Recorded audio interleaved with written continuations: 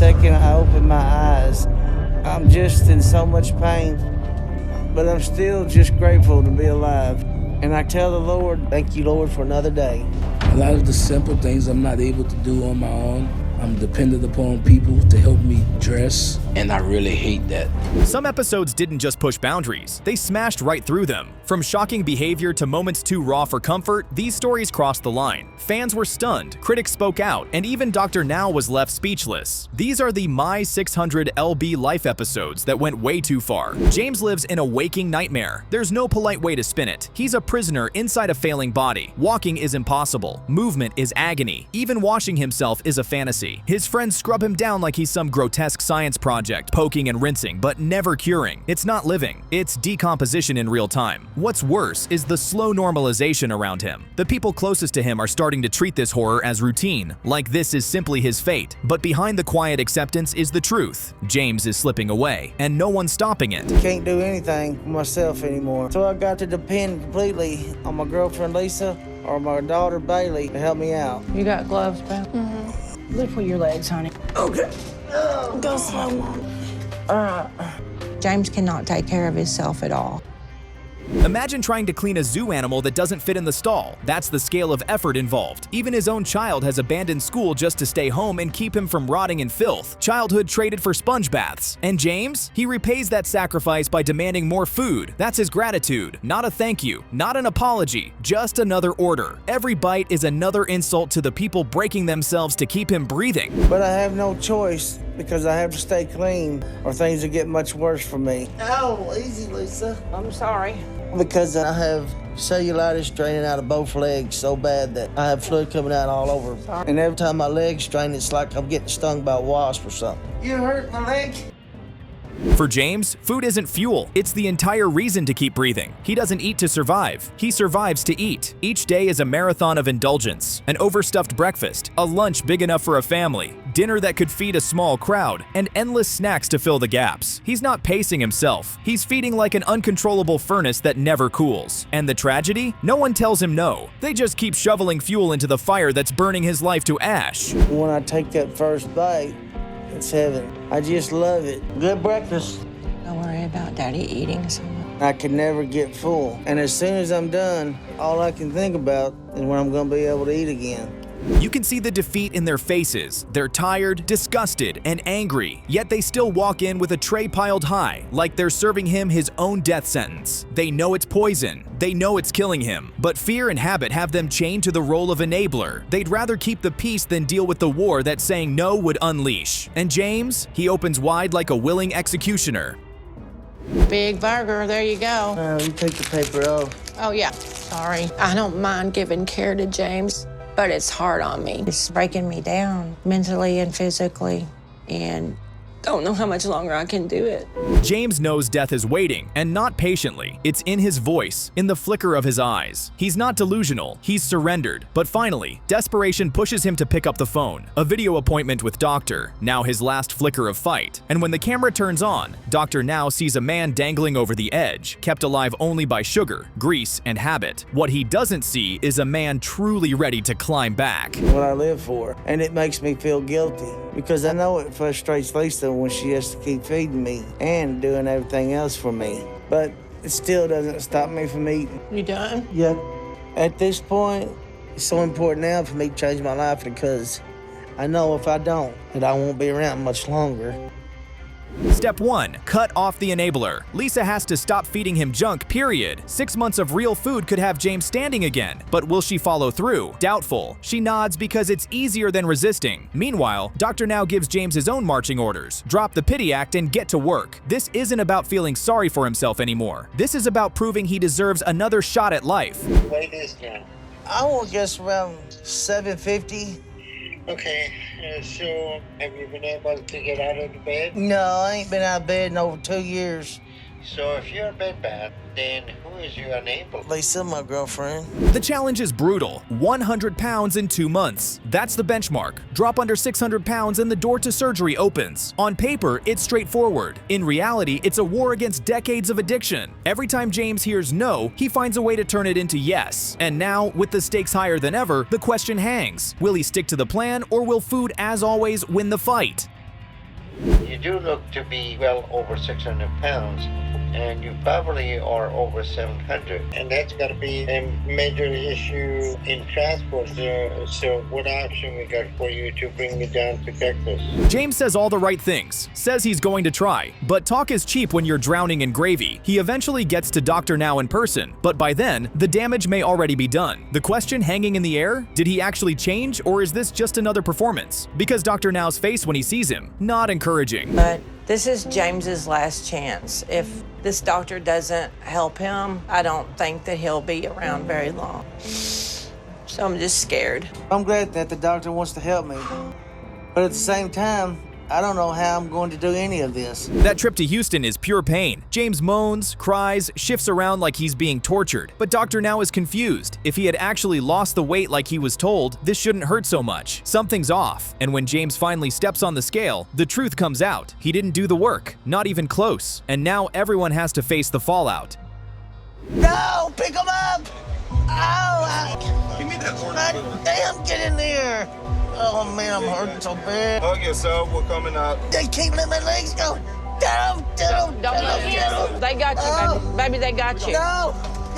Oh, my legs! Dr. Now doesn't need to ask. He can see the truth. James hasn't lost anything meaningful, maybe a pound or two, but it's nowhere near the goal. And when James starts lying about his progress, Dr. Now turns to Lisa, the enabler, the one still holding the fork. You calm down right now because we're taking care of you, okay? Oh, And how are you doing? terrible pain. I can't hardly move. I'm hurting so bad.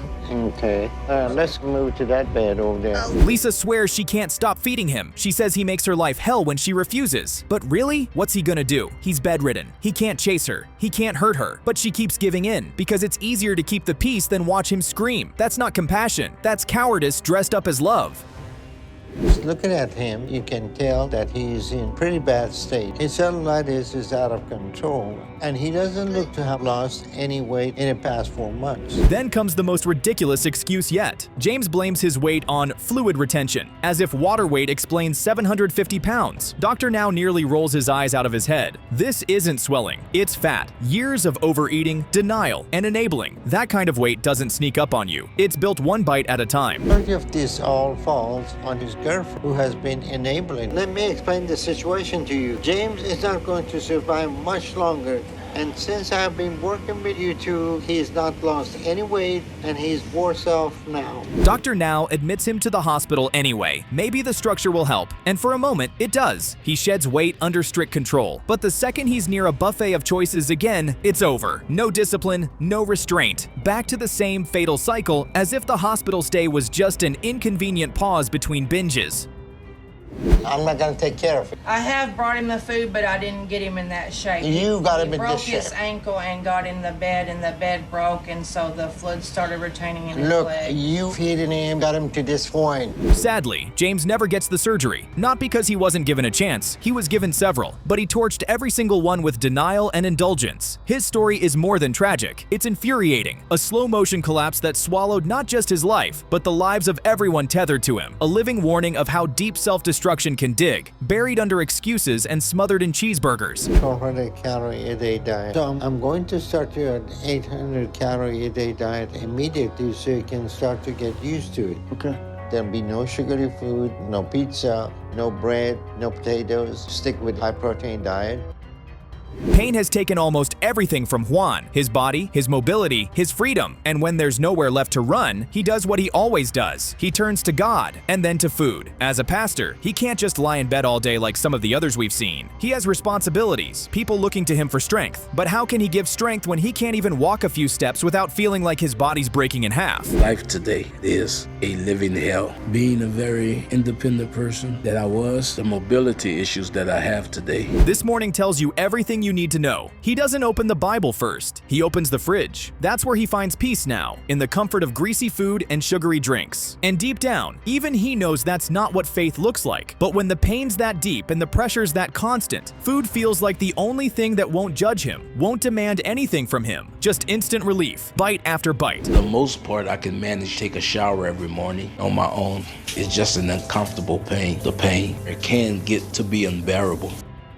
Juan loves to eat. That's not just a habit, it's practically a ritual. The way some people start their day with prayer or coffee, Juan starts his with something deep fried. But now he knows he's crossed the line. That's why he's going to see Dr. Now. The first step? Facing the scale. And that's no small task when the numbers don't just reflect weight. They reflect every single bad decision you've been trying to forget. Person he is, no, he went everything. And if I tried to cut back, he said, no, Mom. I'm in the eggs, Juan. Just cook it all. And just like that, reality hits him hard. He gets on the scale, and there's no hiding anymore. No robe wide enough to cover the truth. That number doesn't just expose his size, it exposes how far gone things are. It's no longer about being big, it's about being on the edge of collapse. He can pray, he can preach, but that scale, it preaches back, and it doesn't sugarcoat anything. The things I hate about myself, but it's the only thing I've ever had in my life that has helped me deal with the things that have happened to me. No matter how bad everything else gets, eating is always. Dr. Now keeps it real, as always. He tells Juan what he tells everyone else. If you want to lose weight, you need to eat less. Simple in theory, but for someone like Juan, that's a war. And now, Dr. Now lays down the challenge. Lose 50 pounds in 2 months, or surgery's off the table. That's the price of entry. No sermons, no shortcuts, just discipline. It's now or never. There changes. Please go to room 5.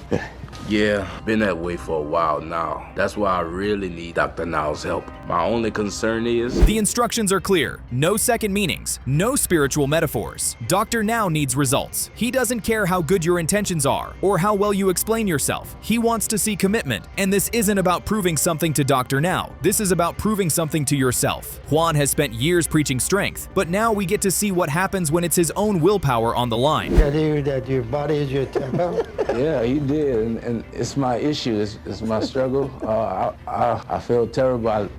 I've let him down in those regards. Well, the primary thing to lose weight. Juan talked a big game when he walked into that clinic, told Dr. Now he was ready, promised to do whatever it took. But the scale tells a very different story. He didn't hit the goal, not even close. And you can't sweet talk your way out of a weigh-in. You can feel the disappointment. Dr. Now's not yelling, but you know he's holding back because he's seen this exact kind of failure way too many times. I met Dr. Now's to see where my progress is at. Before I was 627. And the doctor told me to lose 70 pounds in 2 months. So if I did that, I'll be 557 or less. Your weight today is 618. And the sad part, Juan actually owns up to it. He admits he didn't follow the plan. No blaming the diet, no whining about stress. Just an honest admission that he didn't do what he was supposed to do. That kind of honesty gets him one last shot. Dr. Now gives him another chance. But let's be real, it's not generosity at this point. It's desperation. Because everyone knows time is running out fast. I don't know. I thought I was following the diet and doing everything I was supposed to be doing, but I guess I didn't. I made changes, eliminating the carbs and the sugar, but I guess I didn't do enough. 4 months. That's how long Juan has had to make real progress. And what does he have to show for it? 26 pounds. That's nothing. Less than 7 pounds a month. At that rate, he'll reach his goal sometime next year. If he makes it that far, Dr. Now is tired. You can see it. Tired of people begging for change and doing the bare minimum to get there. It's frustrating. It's pathetic. You can step on the scale whenever you're ready. So if I did that, I'll be down to 548 today. And I really hope I did that. Your weight today is 601. Oh, wow, that's great. Well, Please go to room 5. but I still thought it would be more. Dr. Now is being calm, but it's the kind of calm that comes right before someone explodes. Juan has had 3 weigh-ins, and still nothing impressive. So Dr. Now, maybe against his better judgment, gives him 2 more months. That's it. No more grace, no more waiting. Juan's on thin ice, and unless he pulls it together, this is the end of the line. In between the meal. I'm not snacking at all between the meals. So we cut the snacking off with the meal. Yes, sir. Okay, well, that's good. So at this point, I want you to cut back. Yes, You sir. think you can do that? And just like before, Juan walks in with a half-decent number. He's lost 50 pounds, but it's taken him 7 months to get there. That's barely over a pound a week. For most people, that's fine. But for someone at his size, in a program where the clock is always ticking, that's just not enough. Dr. Now isn't impressed, and honestly, neither are we. Surgery on top of this other change I'm doing would be a really valuable tool. I just know it. Step on the scale whenever you're ready. I was down to 601 2 months ago, and I need to have dropped another 70 pounds. Juan has been talking about change for months now, saying the right things, making the right noises. But Dr. Now's not hearing it anymore. He's tired of speeches, tired of, next time I'll do better. He gives Juan one final shot, not because Juan's earned it, but because this might be the only way to get through to him. If this last chance doesn't wake him up, nothing will. I was 50 pounds up to this point, but it's taken you 7 months to do that, so that's not great. I know, but I've been trying. You working with therapy, is that helping? Yeah, it's a new experience for me, but And finally, it happens. Juan stops talking and starts doing. He locks in. He fights back. The weight starts falling off. The numbers finally move the way they're supposed to. It took too long, sure, but at least he got there. And for the first time in the whole journey, he's not just surviving. He's pushing forward. He's finally ready for surgery. And maybe, just maybe, ready to live again. I'll be right there at 500 pounds. Your weight today is 505. For Lenietha, even taking a shower is a life-threatening gamble. One slip in that bathroom could break bones or stop her heart. She knows it. Every step she takes in there is like playing Russian roulette with her own life. And all because of her size. But here's the sad twist. She can still walk. For someone her size, that's considered ahead of the curve. It's pathetic when you think about it. But at this stage, she's hanging on to whatever victory she can. Go to the bathroom, I know that I'm going to be out of breath, and I dread it. When I sit on the toilet, I have to brace myself and make sure I don't fall into the toilet. Her toddler has no idea that mom's life hangs by a thread. If nothing changes, this child could lose her before even starting school. But that reality doesn't crush Leniatha's cravings. She still longs for the drive-thru, the sweet sauces, the golden fries, the heavy, salty meats. Fast food isn't just a treat for her. It's a lifeline, an emotional fix she can't seem to sever. She talks about change, but her habits speak louder. And right now, they're screaming the truth. Because I have to work. That's my livelihood, and that's how I take care of my 2-year-old daughter. I'm the sole provider for her. She has asthma, and I have to give her breathing treatments throughout today. Everyone knows the enemy here. Food. She knows it. We know it. Dr. Now knows it. But it's also her comfort, her joy, her one dependable escape from reality. Now she's looking to Dr. Now like he's about to pull off a miracle. But he's no magician. He's a surgeon. The first step is the most basic, yet the most brutal, finding out her actual weight. And deep down, she already knows that number will be nothing short of devastating. It's like each day I'm one step closer to falling apart because of my weight and because eating is my happy place. Yes, can I get 3 griddles, add cheese, and then a hash brown? It's surprising to see her on her feet. Most people with her weight are trapped in bed, but Leniatha manages to walk into the clinic. She might think that's an accomplishment, but Dr. Now won't hand out gold stars for survival. Being able to move doesn't mean her body isn't failing on the inside. Her joints, her organs, her heart, they're all fighting a losing battle. The clock is ticking, and each step forward might be masking a much bigger step toward collapse. In Houston to see if he'll take me on as a patient. So I'm just praying I've lost a little weight since the last time I weighed, so that I might even be under 600. That's what we're here for. Well, that could have been worse, but it's still not good.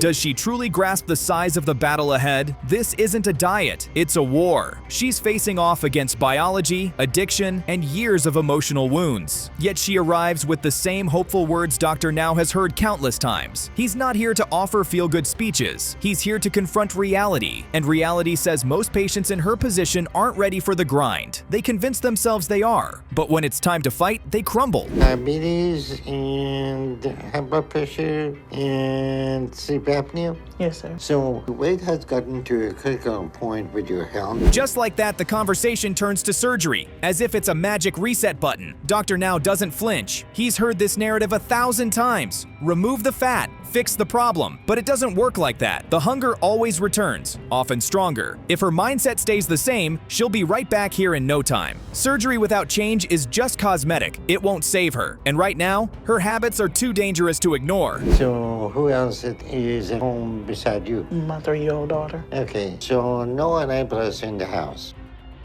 If she can't rein herself in today, why believe she'll do it after surgery? Dr. Now can already picture the future. Another patient returning heavier, sicker, and more hopeless. So he draws the line. Show genuine effort. Lose the weight. Prove you can commit. Until she takes herself seriously, surgery isn't even on the table. It's not a punishment. It's the reality check she needs. Either she starts now or the conversation ends here. What do you expect us to be able to change for you? I'm hoping weight loss surgery will help me change. Really? Yes. Okay, the surgery is not going to be a solution for your eating disorder. On paper, weight loss is simple. Eat less, move more. But when food is your addiction, the withdrawal is brutal. That's when the excuses start creeping in. Leniatha's already slipping, skipping appointments, pushing them back like they're optional. They're not. If she were really making progress, she wouldn't be avoiding Dr. Now. This is the first sign she's retreating, and deep down, she knows it. The longer she hides, the harder it will be to pull herself out of this spiral. To lose some weight, and that means that you need to change your eating habit. You think you can do that? Yes, sir. Okay. I'm going to give you some reading material that has a 1,200 calorie a day diet in it. She arrives with claims of big changes. No soda, no binging, a healthier routine. But the scale doesn't lie, and the numbers barely moved. Dr. Now doesn't need to challenge her. Reality already did. Either she's exaggerating her progress or she's blind to how little she's accomplished. In both cases, the truth is the same. She's far from where she needs to be. And until she faces that, the gap between her words and her results will only grow wider. After I rescheduled my last appointment, I got a call from Dr. Now's office telling me he wanted to do a video call with me. So that's happening today. Not really looking forward to having him see me because I'm just not feeling great about where I'm at. Then comes the classic excuse. Her body needs more food than most people's. She paints herself as the exception, but Dr. Now has seen this movie before. It's self-delusion, pure and simple. Blaming her metabolism instead of her habits is just another way to dodge responsibility. Every bite keeps her chained to this life, but she'd rather believe her body is broken than admit the problem is her choices. And that belief is killing her slowly, one plate at a time. Work with being the only one at work, so it's been kind of conflicting. So I haven't been able to get out to Houston. Well, I'm sorry to hear all that, but it doesn't look like you have lost any weight since I saw you last. She insists eating less will starve her. Dr. Now can't help but laugh. She's consumed enough calories over the years to keep another person alive for months. Starvation is the least of her worries. Her body desperately needs the break she refuses to give it. But to her, an empty stomach feels like punishment. That's the addiction talking, convincing her that fullness equals safety. Until she learns to live with hunger, even briefly, she'll never escape the grip food has on her. Yeah, but that's a figure of speech. It needs some action behind it. What happened with that? I didn't do the action behind it. Well, but, you know, you're running out of time, and this is several months, and we haven't been able to get you to lose any weight.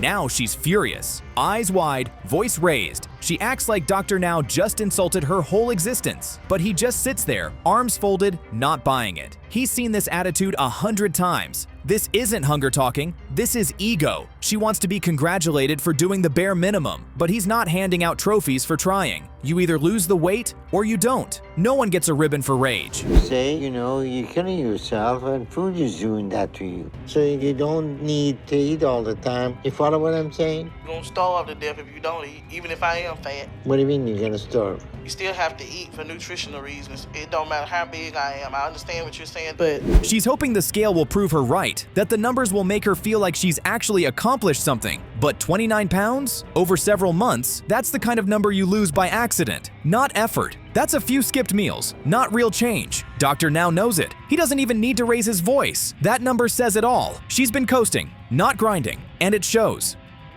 Realize what you were doing wrong, okay? exactly, that's what I said. I wasn't doing what I was supposed to be doing. My problem was not sitting around eating. I work all day. I'm always constantly going and active and going. So I don't sit around and just eat. It's what I eat when I do eat. That's my problem. Doctor now gives it to her straight. She's still eating too much, still comforting herself with every bite, still lying to herself. And when she hears that, she's shocked, genuinely surprised. Like she thought she was crushing it. That tells you everything. She's not tracking. She's not reflecting. She's just reacting. And that's exactly why she's stuck in this loop of failure and frustration. I'm at Dr. Now's about to find out my weight, and I've been working harder than ever to get the full 60 pounds off. Down to today's weight, I gotta be at a 544. So he offers her another shot, one last lifeline, one final window to get it together. But you can already tell, it's wasted breath. She's not ready. She wants the benefits without the battle. She's still waiting for someone to save her, when saving herself is the only way out. Dr. Now has seen it. If she doesn't flip the switch now, she won't make it back. Should have lost more. But you know, it's still a good loss. And there might even be a chance that Dr. Now will be happy with that because it's a much bigger loss than I've had for him before. So he might decide that I'm ready for weight loss surgery today after all. And just like that, she's done. Over it. She says she's finished with the program, finished with the pressure, not because she doesn't need it, but because it's too damn hard. Dr. Now asked her for 50 pounds in 2 months. That was the line. And instead of rising to the challenge, she folded. That's how fragile this whole thing was. One deadline and the whole dream crumbles. Unreal. All that talk about doing it for her daughter vanished. All that crying about her health, meaningless. Because when push came to shove, she bailed. Didn't even try to fight through it. She'd rather live in denial than do the real work. And the worst part, she probably thinks this is self-care, that quitting is strength, but we all see it. This is fear, plain and simple. And you're happy with that, but the bad news is, it's still too much. You follow what I'm saying? I really don't. I don't, because I'm not eating. That's what I'm saying. I don't know. And I'm not going to change what I'm saying because I'm not eating. She had one last chance, one more runway to save her life. But instead of taking off, she crashed it. All because it wasn't easy. All because it required sacrifice. She let the one person who could actually help her walk away. And now she'll go back to her food, her pain, her excuses, and tell herself she made the right choice. That's the saddest part. She actually believes she's okay. Trying to care for everything and keep everything going and still trying to work and keep just day-to-day activity going is the main thing. I get that you have a lot going on, but you realize your responsibility won't be anything if you're not alive.